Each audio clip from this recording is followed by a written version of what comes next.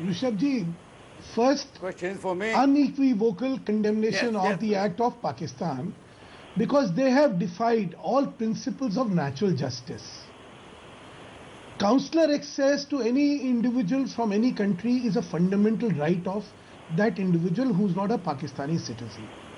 But denial of consular access indicates and speaks volumes of the ill intent of the Pakistani establishment.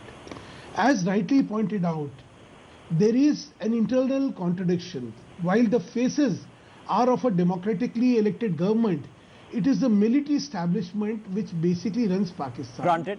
And it is in their interest to have a very hostile relationship with India so that they can continue to maintain their relevance. Otherwise, if India and Pakistan are not at loggerheads, the entire ISI or the military establishment will lose its relevance. But the government is taking a strong stand. So in order to keep their relevance, we've called it farcical, we've called it a premeditated murder. Now, if you've taken such a strong stand, if it carries through, what's the strong response? You see,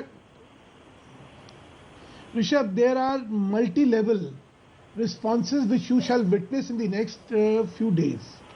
One is the diplomatic response to it. The diplomatic channels would be activated. All international fora will be approached to create a pressure on Pakistan not to act irresponsibility or to act in a manner which is hostile to the interest of much. India.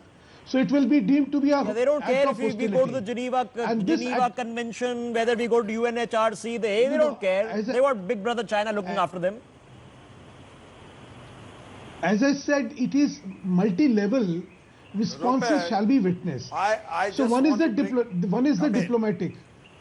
Okay, just Sudhanshu Mittal, finish your thoughts, then I'll go to the Commodore. Go ahead, Sudhanshu Mittal, finish your thought. So what I'm saying is multi-level responses shall be witnessed over the next few days, including the diplomatic response and other responses as well. Okay.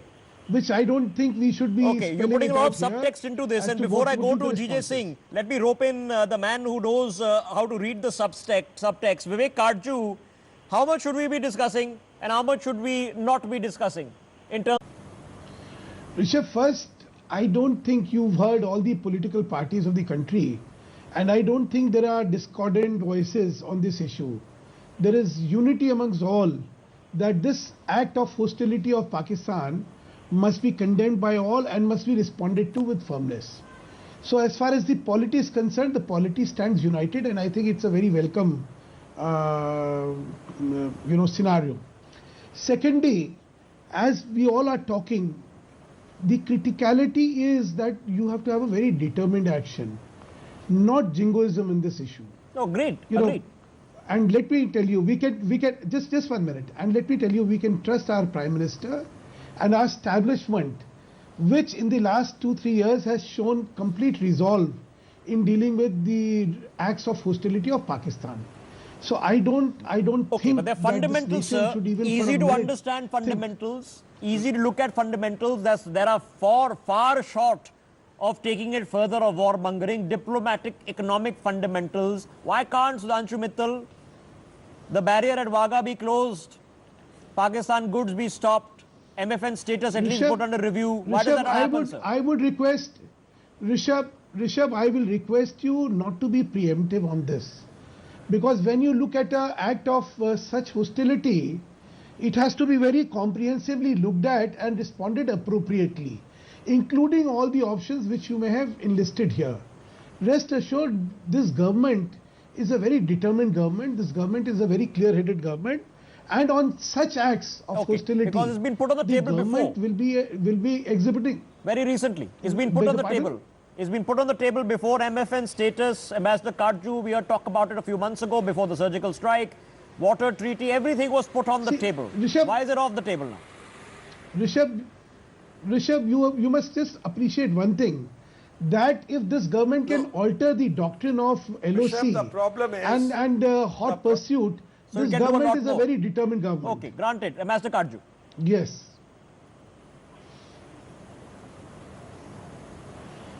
No, look, I think there was a certain package that it had seemed that the Modi government was pursuing vis-a-vis Pakistan after the Uri attack. Now, there are some misgivings in some sections whether the government has the stamina to continue with that approach. This is one occasion when the government can renew a sense of confidence in the Indian people that it has indeed the stamina to pursue its policy of being determined with Pakistan, and in that context what Mr. Mittal is saying is welcome. And if he is saying that we should trust the Prime Minister, indeed the country trusts the Prime Minister, but the only thing is that the country also expects action. GJ Singh wants to come in. Not only words. And Mr. Mittal, I'm sure, is aware of the expectation of the country. GJ Singh wants to come in. Go ahead, sir.